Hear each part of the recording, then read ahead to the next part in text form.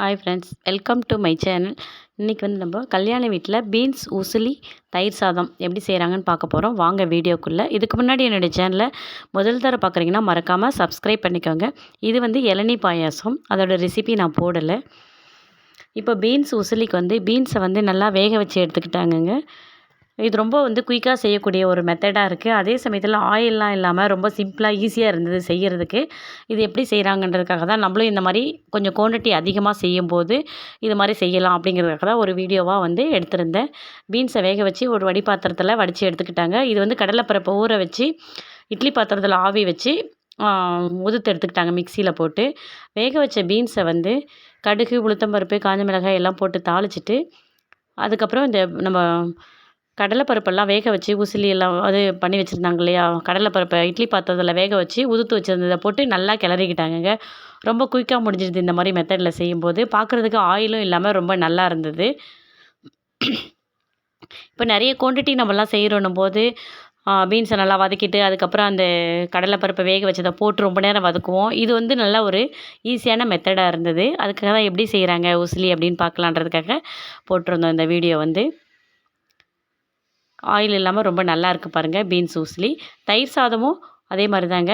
சாதம் வந்து நல்லா வடித்து எடுத்திருந்தாங்க. அப்படியே வந்து பொங்கியெல்லாம் எடுக்கலை. வடித்த சாதத்தில் வந்து பால் ஊற்றிருந்தாங்க. நான் கேட்டிருந்தபோது எவ்வளோன்னா அவங்க 12 லிட்ரு பால் ஊற்றினேன்னு சொன்னாங்க. அந்த ரைஸ்க்கு வந்து நம்ம குவான்டிட்டிக்கு ஏற்ற மாதிரி நம்ம பால் ஊற்றிக்கலாம். பால் ஊற்றி நல்லா கிளறி வச்சுட்டு கொஞ்சம் நேரம் அப்படியே விட்டுட்டு இருந்தாங்க. சுடு சாதத்திலே பால் ஊற்றி நல்லா கிண்டி இருந்தார் மாஸ்டரு. அதுக்கப்புறம் வந்து தாளிப்பெல்லாம் போட்டிருந்தாங்க. கடுகு, உளுத்தம்பருப்பு, கருவேப்பிலை, கொத்தமல்லி, பச்சை மிளகாய்லாம் போட்டு தாளிப்பெல்லாம் போட்டுட்டு கேரட்டை நல்லா பொடிசாக கட் பண்ணி அதுவும் போட்டிருந்தாங்க. போட்டுட்டு தயிர் மறுபடியும் உடச்சி ஊற்றி நல்லா கிண்டி இருந்தாங்க. இந்த சாதம் புளிப்பும் இல்லாமல் ரொம்ப நல்லா டேஸ்ட்டாகவும் இருந்தது. தயிர் வந்து ஒரு 10 லிட்டர் தயிர் ஊற்றுனாங்க. தயிர், பால் எல்லாம் ஈக்குவலாக ஊற்றிருந்தாங்க. ரொம்ப நல்லா இருந்தது சாதம் வந்து. நல்லா கிருமியாக நல்லா இருந்தது தயிர் சாதம்.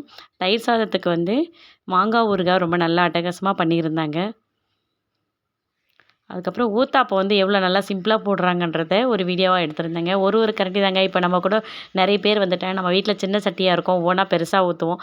இந்த மாதிரி ஒரே சட்டியில் கூட 4 ஊத்தாப்பம் இல்லை 5 ஊத்தாப்பம் ஊற்றலாம். இல்லை கொஞ்சம் பெருசாக சட்டி இருந்தால் கூட இந்த மாதிரி ஊற்றுறாங்க. அந்த ஊத்தாப்பத்துக்கு மேலே போட்டது என்னென்னா கேரட்டு பொடிசாக கட் பண்ணிவிட்டு அதில் கொஞ்சம் சில்லி பவுடர்,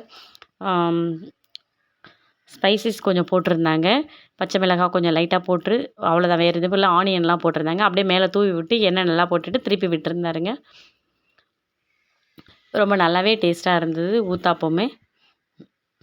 இது எதுக்காக நான் வீடியோலாம் போட்டிருக்கேன்னா, இந்த மாதிரி நம்ம குவான்டிட்டி அதிகமாக செய்யும்போது எப்படி சிம்பிளாக செய்யலாம், அதே சமயத்தில் டேஸ்டியாகவும் செய்யலாம் அப்படின்றது நமக்கு ஒரு ஐடியா கிடைக்குன்றதுக்காக தான் வீடியோ வந்து எடுத்திருந்தோம்.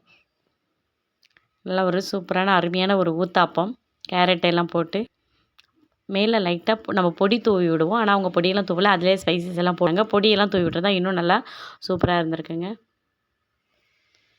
அவ்வளோதாங்க. இந்த வீடியோ வந்து இந்த தயிர் சாதம், பீன்ஸ் உசிலி, ஊத்தாப்பம் எப்படி போடுறாங்கன்றத பார்க்குறதுக்காக தான் நான் போட்டிருந்தேன். இந்த வீடியோ உங்களுக்கு பிடிச்சிருக்குன்னு நினைக்கிறேன். பிடிச்சிருந்ததுன்னா எப்படி இருக்குன்னு மறக்காமல் கமெண்ட் பாக்ஸில் கமெண்ட் பண்ணுங்கள். தேங்க்யூ, பாய். அடுத்த ஒரு வீடியோவில்